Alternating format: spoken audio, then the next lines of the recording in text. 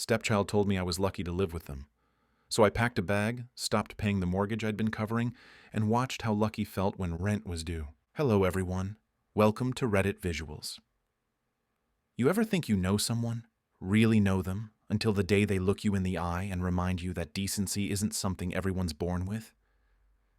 I used to believe that love and effort could fix a blended family. Turns out, love's just a down payment and the interest rate is resentment. I'm Marcus, 43, divorced father to a 10-year-old girl named Lily.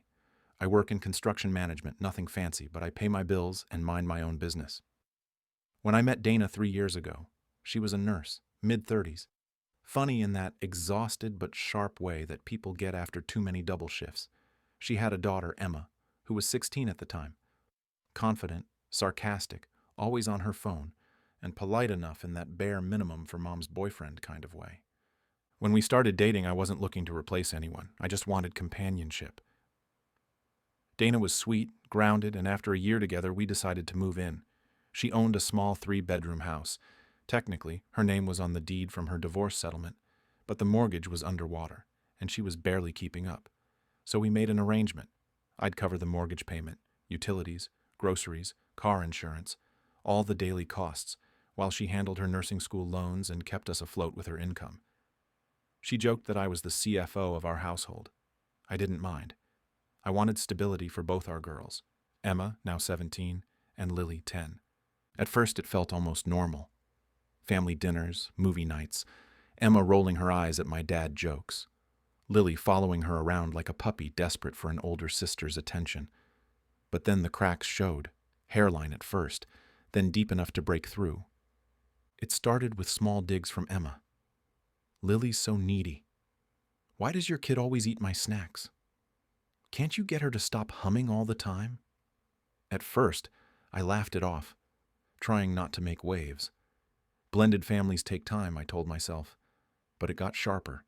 If Lily sat in the front seat of my truck, Emma would mutter loud enough for everyone to hear. Figures. You always take his kid's side. Dana would give that half-hearted mom glare and say, Emma, enough. But she never actually enforced it. And I kept telling myself it was just an adjustment, just a teenage attitude, just a phase. But you know what really builds resentment? Paying for every comfort in a home where you're treated like an intruder. One afternoon, about 8 months into living together, I came home early from a job site. The concrete pour got delayed, so I headed back around 2. The house was quiet, that specific kind of quiet that buzzes with tension. I walked into the living room and heard laughter coming from upstairs, Emma's room. I wasn't trying to eavesdrop, but when you hear your own name, you stop moving. Emma's voice, loud and carefree, is talking to someone on speaker. Honestly, he should be grateful my mom even lets him live here. He's lucky. Without us, he'd probably be renting some sad apartment with his annoying kid. Then laughter, hers and whoever was on the other end. Lucky. That word hit me like a hammer to the chest. I stood there in my own living room, the room where I'd just paid to have the HVAC serviced last month, and felt my hands go cold. Every mortgage payment I'd made flashed through my head.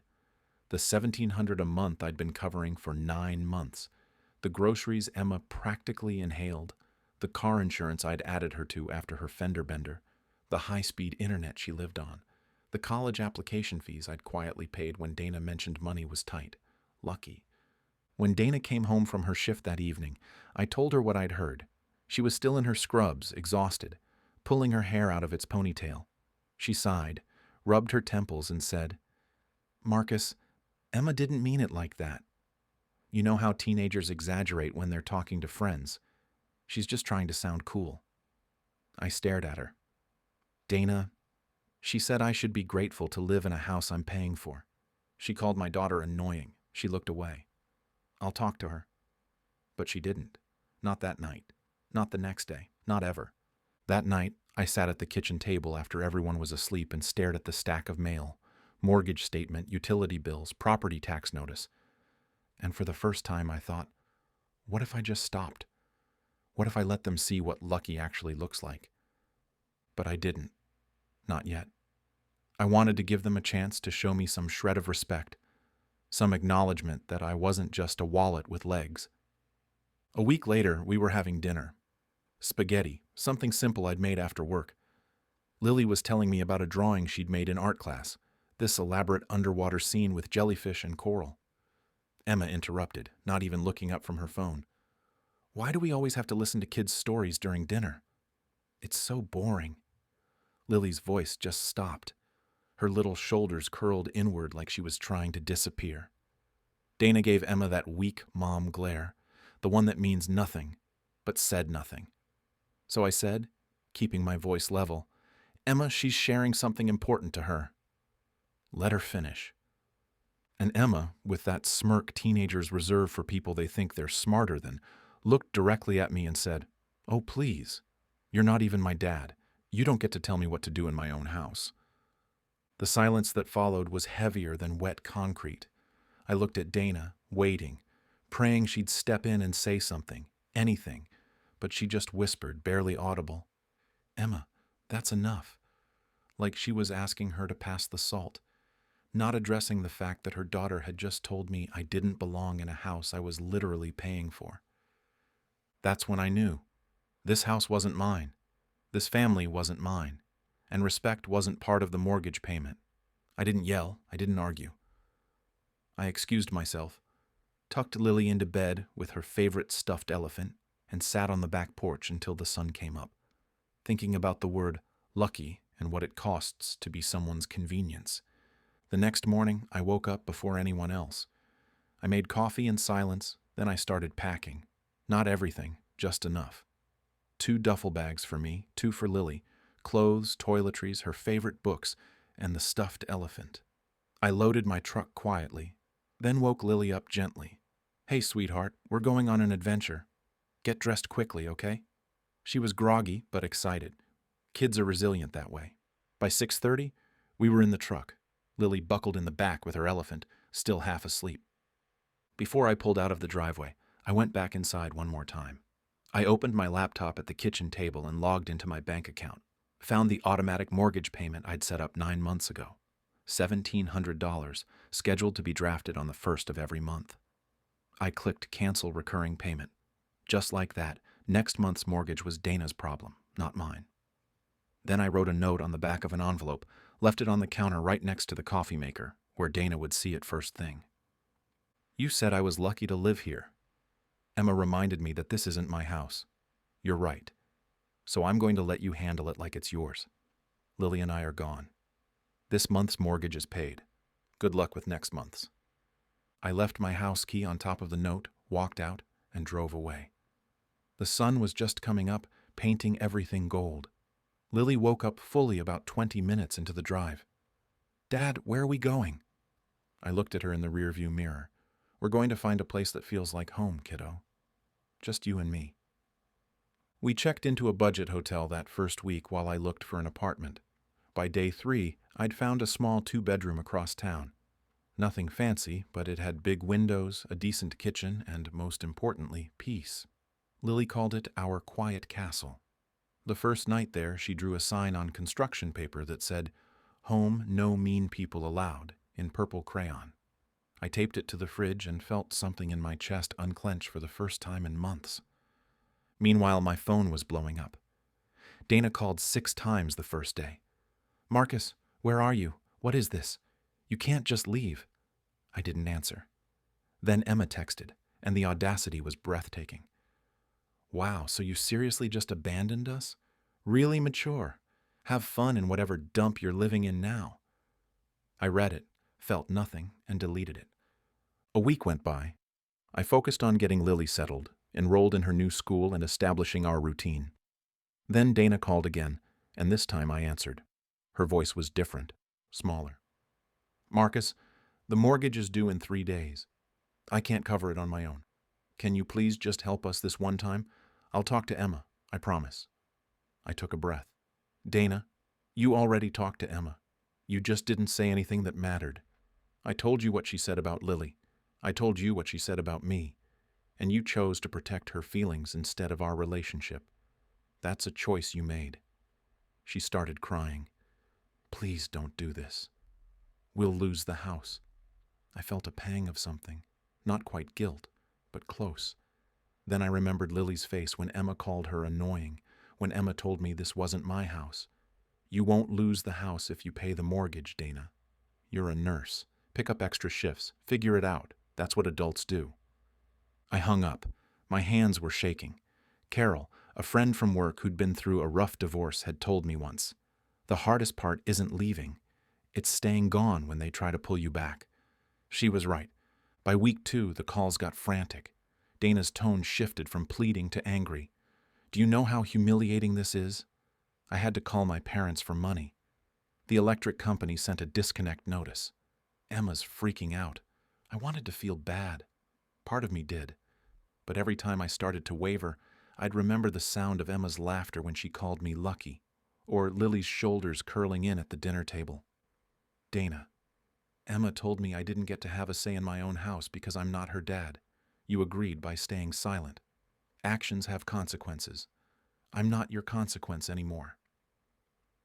3 weeks in, Emma posted on Instagram a picture of takeout pizza on paper plates with the caption, "Guess we're surviving without him." The comments were predictable. You don't need him, Queen.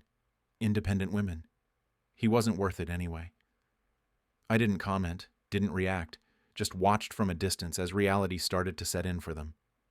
Because by week 4, Emma's posts changed.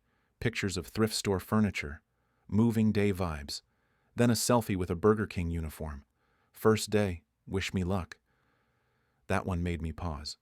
Emma, who'd once told her mother that working retail was beneath her, was working fast food. Not because she wanted to, but because she had to. I found out through Dana's sister, who I'd stayed friendly with, that Dana had picked up every available overtime shift at the hospital. 16-hour days, sometimes back-to-back. Emma had been forced to get a job because Dana told her they couldn't afford her car insurance, her phone bill, or her college application fees anymore. The house was behind on the mortgage by 2 months. The bank had sent the first foreclosure warning letter. Dana showed up at my apartment on a Saturday morning about 2 months after I left. I opened the door and barely recognized her. She looked like she'd aged 5 years. Hair pulled back in a messy bun, dark circles under her eyes, still wearing scrubs from a night shift. "Can we talk?" she asked, voice barely above a whisper. I let her in, but I didn't sit down. Didn't offer coffee, just stood there with my arms crossed. "I know I failed you," she started, tears already forming. I let Emma get away with too much because I was scared of losing her like I lost her dad. I thought if I just kept the peace, everything would work itself out. But I see now how much you did for us. We're drowning, Marcus. 2 months behind on the mortgage. The bank is threatening foreclosure. I'm working doubles just to keep the lights on. Emma finally understands what you were carrying. But it's too late." I looked at her. This woman I'd once imagined building a life with and felt sad more than anything else. "Dana, I told you what Emma said. I begged you to address it. You called it teenage talk. You expected me to keep paying for a home where I was told I didn't belong? What did you think would happen?" She wiped her eyes with the back of her hand. "I didn't think you'd actually leave. I thought you loved us." That one stung. I did love you. But love doesn't mean letting people treat you like you're disposable. Emma needed to learn that words have weight, and you needed to learn that enabling her wasn't protecting her, it was crippling her. Dana looked around my apartment. It was small but comfortable. Lily's artwork covered the fridge. A half-finished puzzle sat on the coffee table. From down the hall came the sound of Lily humming while she colored. Dana smiled sadly. "She sounds happy here." I nodded. She is. Because this home doesn't make her feel small. She doesn't walk on eggshells. She doesn't get called annoying for existing. Dana's face crumpled. "I'm so sorry. For all of it. Do you think there's any chance you'd ever come back?" I met her eyes and said the only truth I had left. "Not to that house, Dana. That place was never home. It was a transaction. And the terms weren't fair." She stood there for another moment, then nodded and walked toward the door. Before she left, she turned back. "For what it's worth, Emma wrote you a letter. I have it in my car if you want it." I hesitated. "Leave it in the mailbox. I'll decide if I'm ready to read it." She did. The letter sat in my mailbox for 3 days before I opened it. It was 2 pages, handwritten, Emma's looping teenage scrawl. Marcus, I know I don't deserve your forgiveness. I was a spoiled, entitled brat who didn't understand what you were sacrificing for us. I called you lucky because I was jealous. Jealous that you had your life together, that Lily had a dad who showed up, that my mom loved you in a way my dad never loved her. I took it out on you and on Lily because I'm broken, and I didn't know how to fix it. I'm working now. I'm paying my own bills. I'm learning what it costs to be an adult. And I finally get it. You weren't lucky. We were. I'm sorry. I read it twice, then folded it and put it in a drawer.